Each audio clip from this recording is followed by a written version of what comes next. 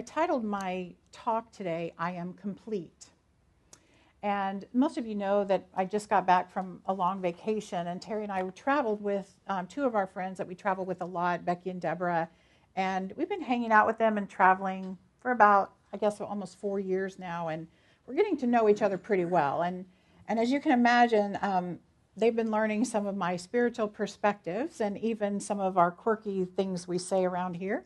And now, to be fair, they were involved in Unity long before they met me, so I wasn't their only spiritual influence. But anyway, there was this new phrase we introduced to them on this last trip, and that was, I am complete.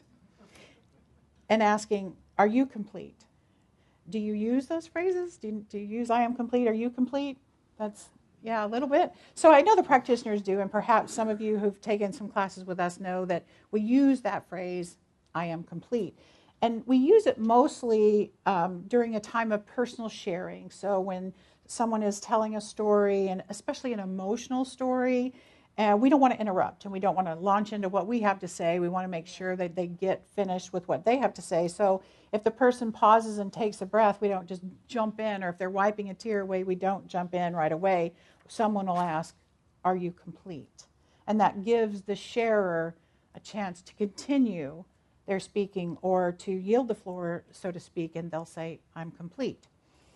So on our trip, we were talking one day, and I asked one of them if they were complete, and they looked at me like I was kind of crazy because they'd never heard that phrase. And Terry and I laughed because she used to roll her eyes. Actually, she probably still does when I say, are you complete? She's like, yes, I'm done, whatever.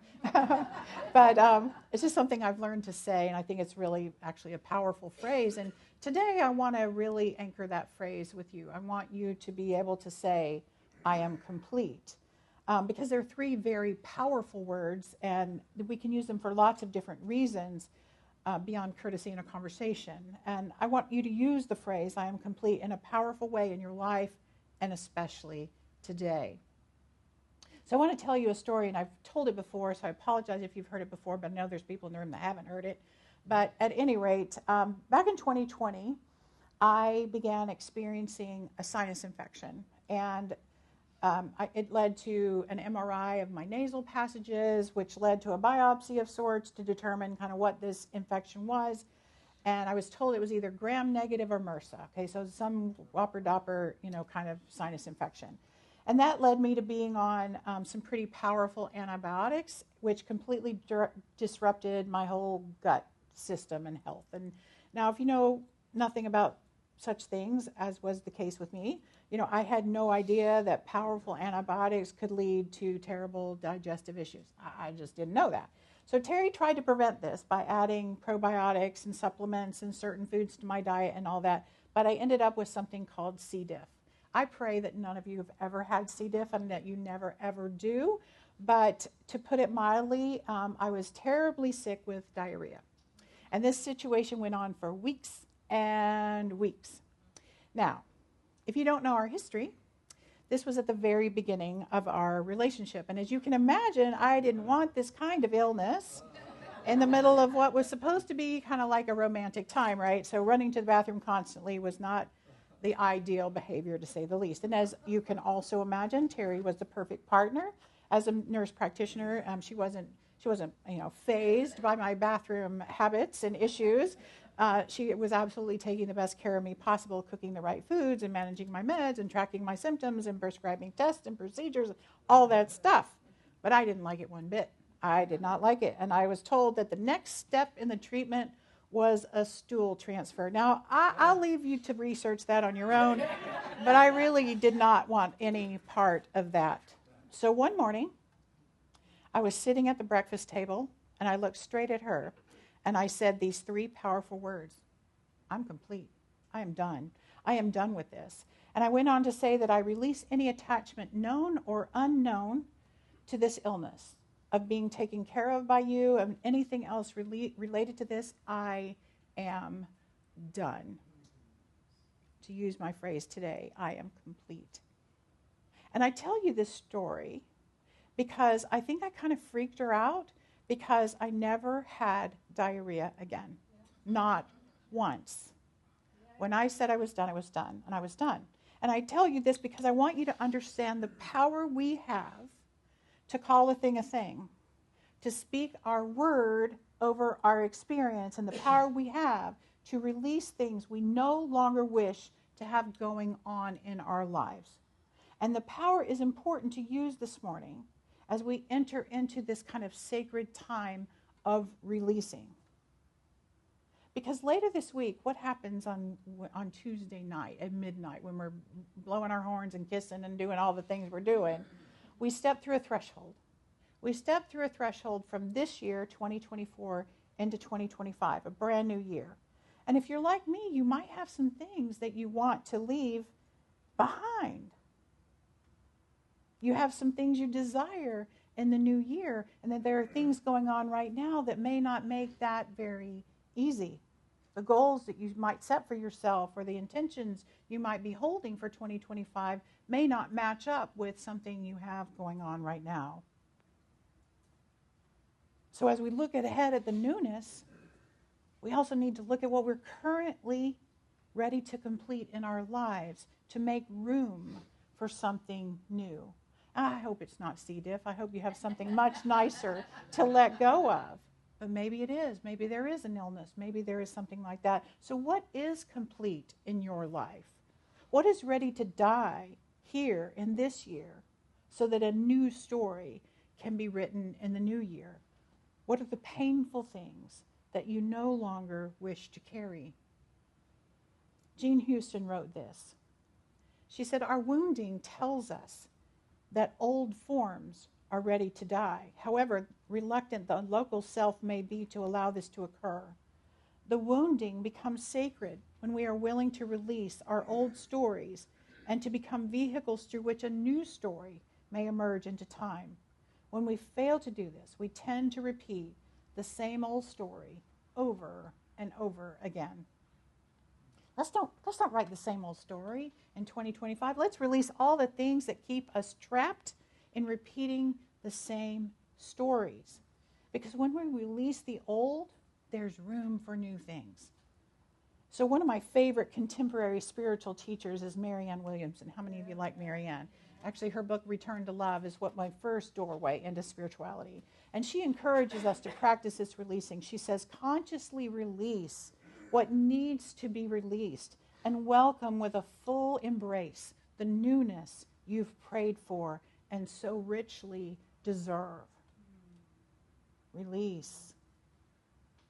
So let's enter into our time of releasing, to identifying the things for which we are ready to say, I am complete.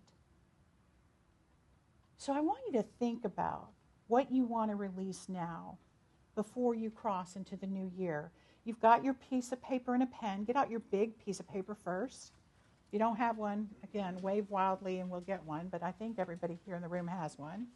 So you have two pieces of paper, one for simply writing and one for dissolving. So you're going to use a big piece of paper now. And I'm going to be talking about things that you may want to release. And when something sparks your attention by something I say, trust your inner guidance. Jot it down in your notes on the big piece of paper. Later you can capture some final words for the ceremony part, but this is just your notes. And let me also say this. I may suggest some things to release that you don't think you're quite ready to release. You may be resistant to letting go of some of the things right now, today, right now. It's okay. I want you to write them down anyway. If you ever want to release them, write them down as an intention that someday you will let it go.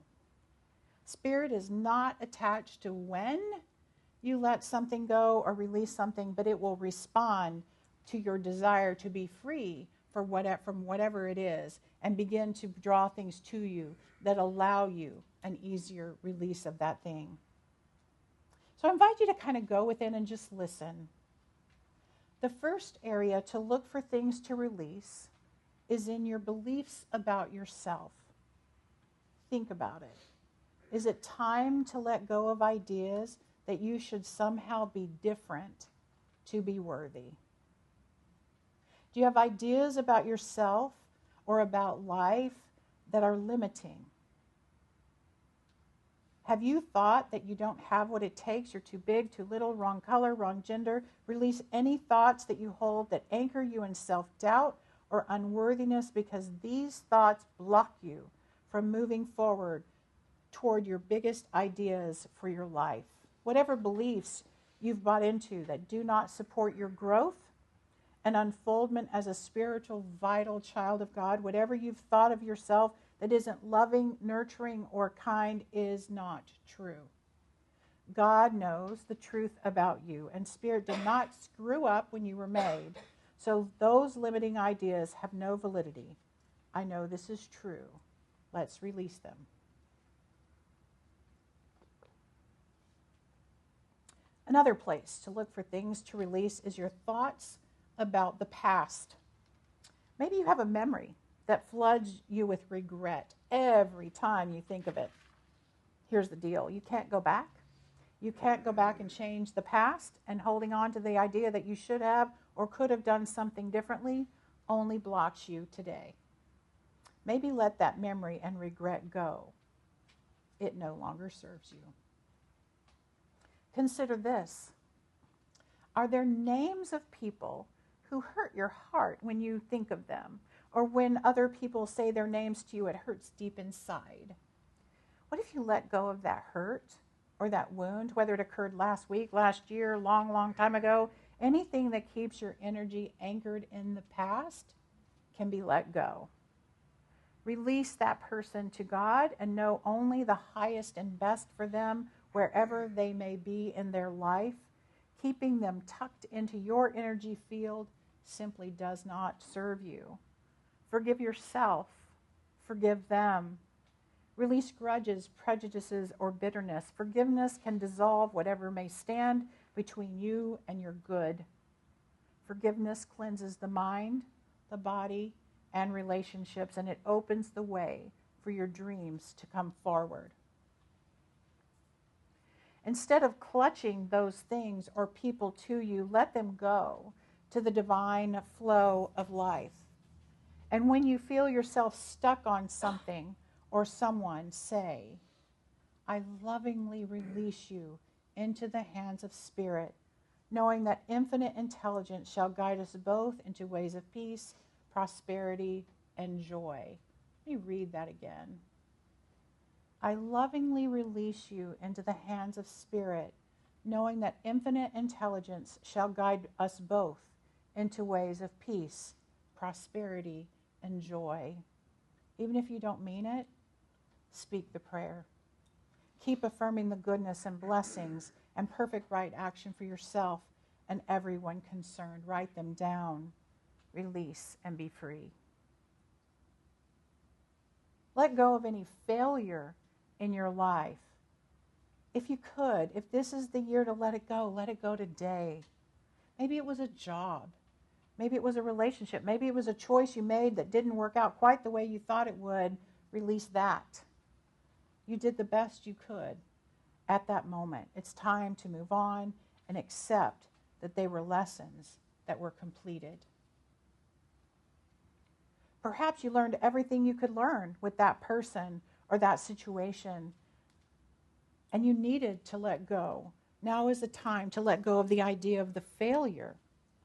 If it was a job, it wasn't a failure. It was just no longer a fit for you on some level. And let's get rid of all the shoulds that we hold on to.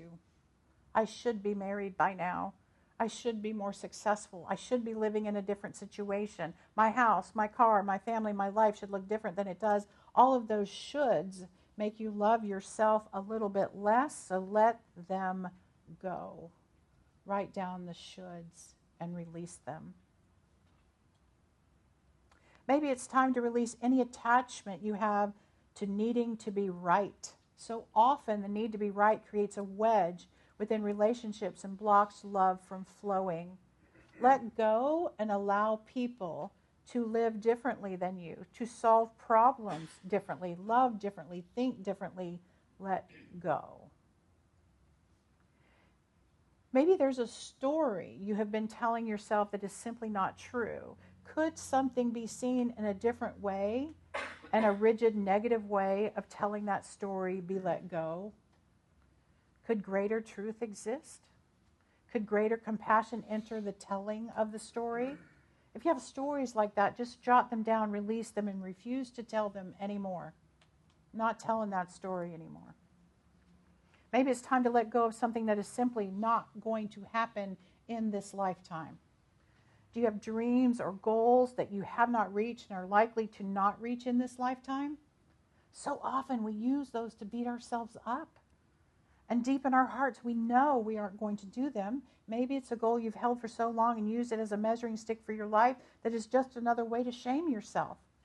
Surrender it to Spirit and trust that if it is truly for you, a way will be made. But right now, live the life you are currently living. No longer sit and hold on to that idea you didn't become this or that and just say, not in this lifetime. What about fear? Is there a fear that you've outgrown but keep out of habit?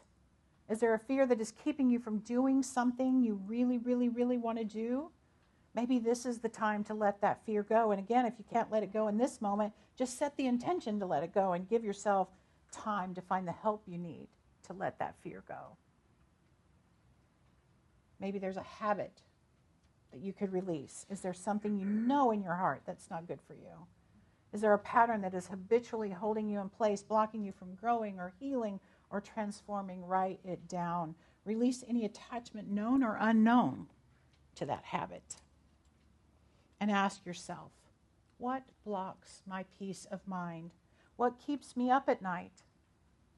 What arises in my thoughts that evoke fear and anxiety, keeping me from feeling peace? Perhaps there are thoughts about other people or other countries or ideas or anything that keeps your heart from feeling in peace with all other people. So anything that is preventing you from having a peaceful heart, bring that to mind. Could you let it go? Could you write it down on your piece of paper? Those are the kinds of things that you want to write on your releasing paper today. You are writing them down either to let them go right now or to set an intention of letting them go, asking Spirit to guide you to the path of release. And those are my ideas about what to release. You may have other things in your heart that I didn't mention or even bring up anything near that. And you want to let them go before you cross into the threshold of the new year. I'm going to ask Elaine to come play some music, to just kind of noodle a little bit on her guitar, because I want you to now take out your little dissolving piece of paper. And you can write single words on it. You can draw pictures, whatever. This is a private piece of paper between you and Spirit. No one will see it, and it will be dissolved as you release. So put your deepest intentions on it. The act of writing down what you want gone from your life is a very important part of the letting go process. As you write things down, you are inviting Spirit to step into this process with you. It is a physical and tangible way of saying, I am complete. And after you've written down whatever you want to let go and release, just go into a few moments of quiet prayer or meditation by way of personal commitment and surrender. And I'll be able to kind of gauge when we're ready to move on. And if you're watching online, just make your list on any piece of paper you could burn, or perhaps a tissue that you could flush down the toilet. It doesn't matter, you're going to release the paper. So capture on your dissolving paper.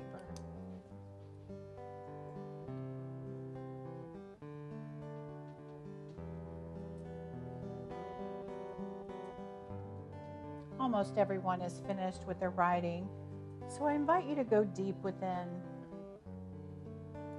As you breathe deeply in a relaxing way, think for a moment about how you will feel when the things written on your paper are gone from your life.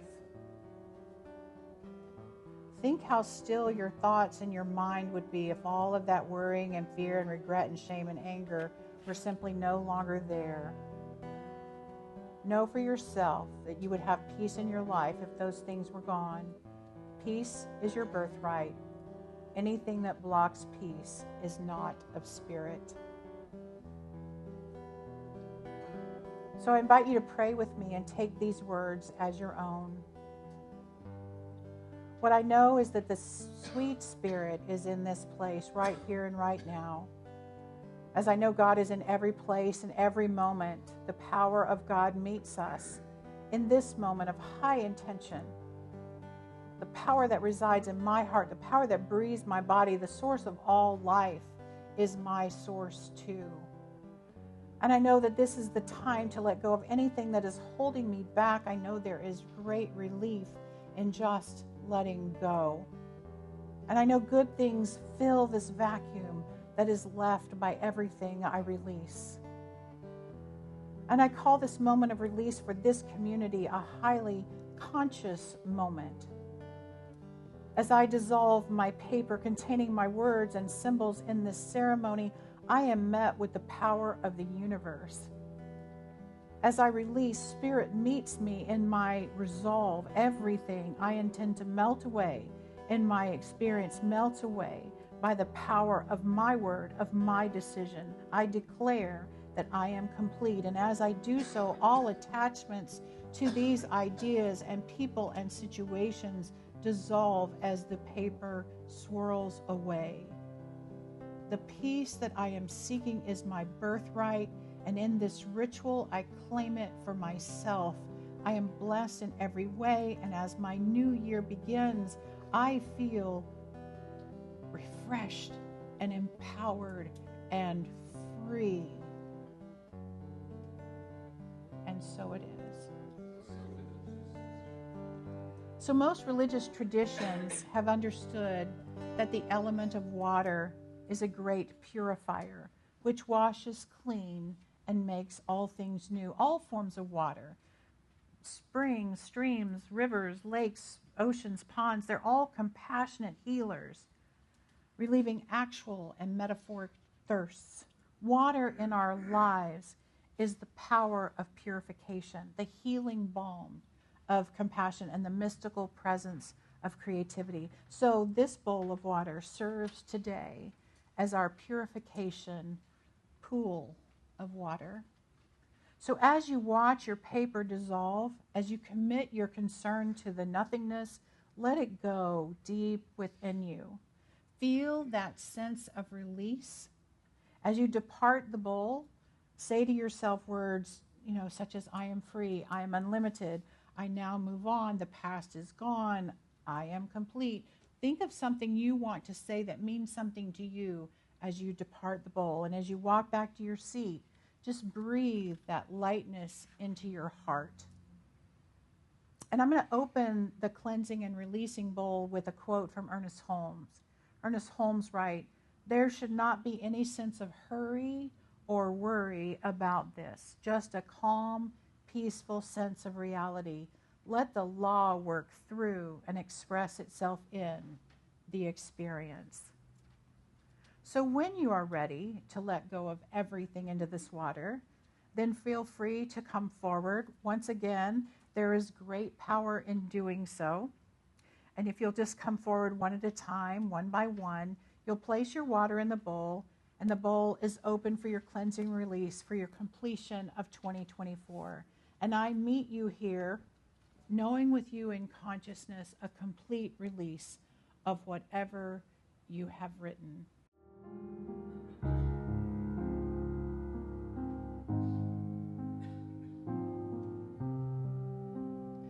I let go into the presence. I let go into release.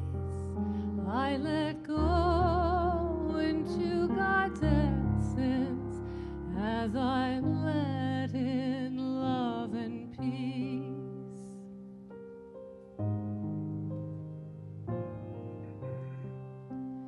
I let go into the center. I let go into the core. I let go into my spirit, always giving me more.